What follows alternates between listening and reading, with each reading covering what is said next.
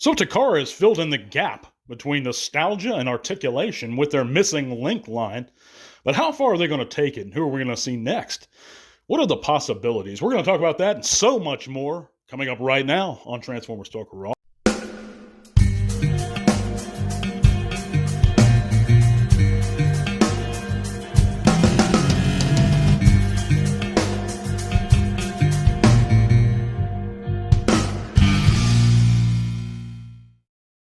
I'm going to be honest, guys.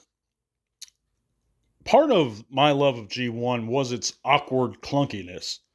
Its nostalgic immobility. The fact that they lacked a ton of articulation. It left more to our imagination as children. And it certainly factors into the nostalgia level for myself. If you've listened to the show for any kind of length of time, especially over the past few months, you might know my take on Missing Link. I fail to see where it exactly fits into any kind of collection. If you're a Chug collector, you're going to want Chug, something more screen accurate. And if you're a diehard G1 collector purist, you're not really going to want those either. Missing Link on your shelves. You're going to want the real thing. But, over the past few weeks, I've come to appreciate, in some collections for, it may be a fun toy just to own. Or it may be, God forbid, something that you might want to pick up for your kids.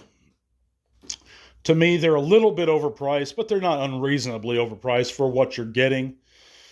If you look at figures like Bumblebee or Cliff Jumper within Takara's Missing Link line, they're $40 a pop, roundabouts. You might be able to find them a little cheaper, a little more some places. But for a figure like the G1 Bumblebee mold, for $40 with some added articulation, I don't know if that's worth it, but it's not to me. I do like the fact that Missing Link is featuring chrome. They're featuring a lot of detail, just like the original G1. And then it seems to be much more detail than we're getting with figures like the Legacy G1 Optimus Prime, which that one I'm really at a loss at. But I digress. I've gone over my problems with the Missing Link line. I am warming to it slowly, guys. Especially given the fact that they're teasing us with a prototype G1 RC. Now, there's two possible directions the Missing Link line can go for Takara, and that they can take it. They can either go one way, which is just making a bunch of articulated redos of characters and figures we received in the past, or they can go exclusively prototypes. And I love that idea. I would be all 100% on board for Missing Link if they did that and filled in the gaps of what we never got with G1. Figures like RC, there was an unreleased Cyclonus with, I think, greater articulation. He was a little taller. Of course, the Unicron that everyone knows. There were a bunch of figures that they never made and could have made. I think I've did entire segments on prototypes already. And if Takara chooses to go that direction, I'd be much warmer to the idea of Missing Link. As it stands, we've seen a prototype image of their Sunstreaker and the RC.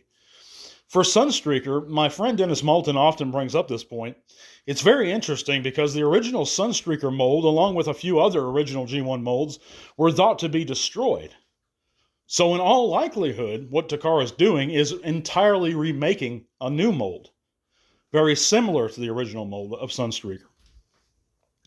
And that's very interesting to me. But either way, it looks good. And, if it's getting figures like that very few people owned, or improving them upon them so much that people love them and just have to acquire them, I'm certainly on board for that. And I'm getting a lot warmer to the idea. But what do you guys think in the comments? By the way, if you haven't heard, you can click all those great links in the description below. It's going to take you to all kinds of cool stuff, including our Facebook group. Guys, we'd love to see you there. Come join us. Talk about Transformers with us. Show off your own channels or pages. You can also check out our Patreon link if you'd like to help support the podcast further, even though I appreciate you guys, anyone who takes the time to listen and give us a thumbs up if you like what you hear. But if you want to help support the podcast further and have automatic entries into every monthly giveaway we have, guys, and remember, we're giving away a Legacy Farak, that's Star Raider, this month, starting this week, actually. So if you sign up at the $1 tier, $1 a month gives you a chance at a great sealed figure shipped at my expense. You're automatically entered. If you sign up at the $3 level, by the way, guys, you get 2 entries automatically. And again, we're giving away that legacy for rack. I'll announce the winner next week. But if you haven't considered supporting the channel before, now's a great time to do so. If you don't have this figure, I highly recommend him.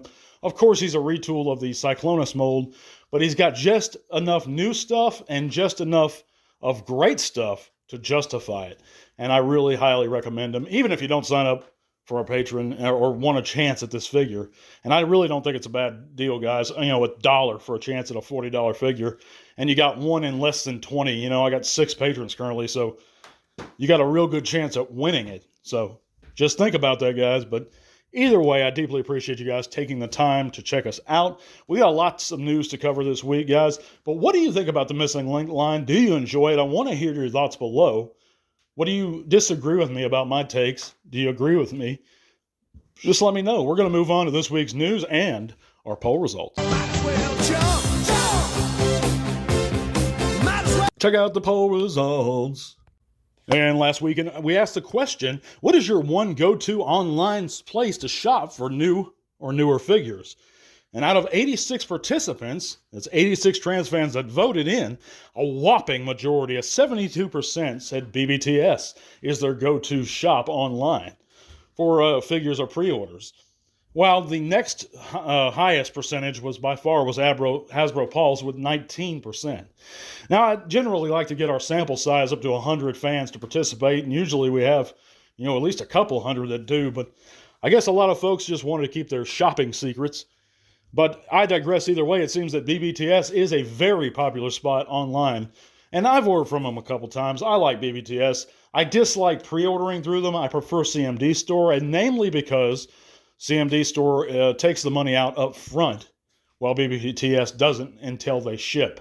I don't like that. It helps me plan my finances better. Of course, I work, basically I'm on paycheck to paycheck, so I have to really ration my funds here. So CMD Store works out better for myself, and they are very reliable, despite what you may have heard. So check them out if you haven't, guys. But yeah, BBTS is a fine company. It's been around a long time, and I certainly understand why you guys trust them so much. But let's move on to this week's news. And this week we got a few things to cover, guys. We know that the Siege Omega Supreme is being reissued. Of course, pre-orders are available and up now on BBTS for $199 US. We also have heard through the grapevine that the Earthrise Scorponok is getting a reissue. Both of those ain't going to be till, I think pre-orders for Scorponok are going to be up next year, while Omega is going to be shipping in September of next year, either September or October.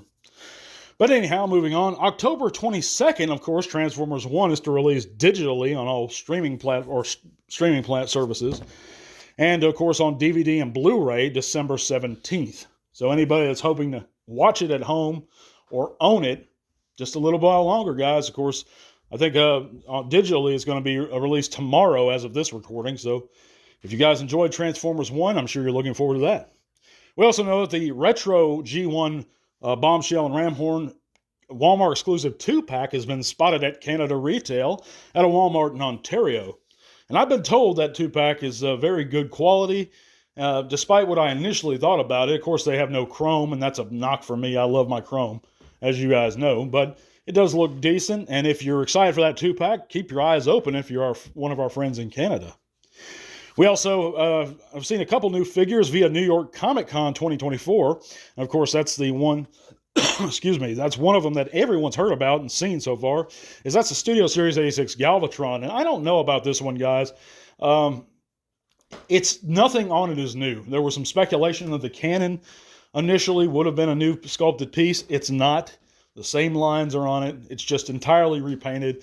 Initially, I even believed that the face could have been retooled. It's not. It's just a repaint. In colors, he really should have been from the beginning. But I do not see, guys, and I really stress this, another $40 to $50 investment for a figure that we already have multiple molds of, multiple even retools of with Straxus. We got like 4 versions of Galvatron. He was repacked. It's a very minor color variation. I mean, if you're a completionist or a real stickler, I could see it. But other than that, If you want a fine representation of Galvatron, guys, the Legacy version, or I believe the Kingdom version, is just fine. I wouldn't waste your money. But we did have another reveal that is pretty cool. If you're into Star Wars, of course, the Transformers Star Wars collaboration Mandalorian was also shown, and that's going to be a Walmart exclusive within the United States. But that's going to be it for this week's news, guys, and we're going to wrap it up a little bit early. I'm kind of beat for work. I'm sure you guys are too. But we're going to see you real soon. Remember, we're going to have one more segment before we take our first break ever, guys. You know, I've been doing the podcast for 3 years now, a little over, and I've never taken a break. Every week I've gotten out at least one segment. So I'm going to take a month off for the month of November, spend a little time at home, focus on some personal stuff. But we're going to be back in December with 2 giveaways that month to make up for November. So again, guys, if you're interested in supporting the channel further in any way, now's a great time to do so. Check out that Patreon in the link below. And consider joining us and supporting T-Talk Raw further. Even if you don't win, which you got a good shot at winning, you'll be doing us a big favor. You'll have my everlasting gratitude. But either way, guys, I thank you so much for listening. God bless. I'm going to see you next week with a longer segment. And to all are one. This podcast is made possible thanks to the support of listeners like you. Thank you.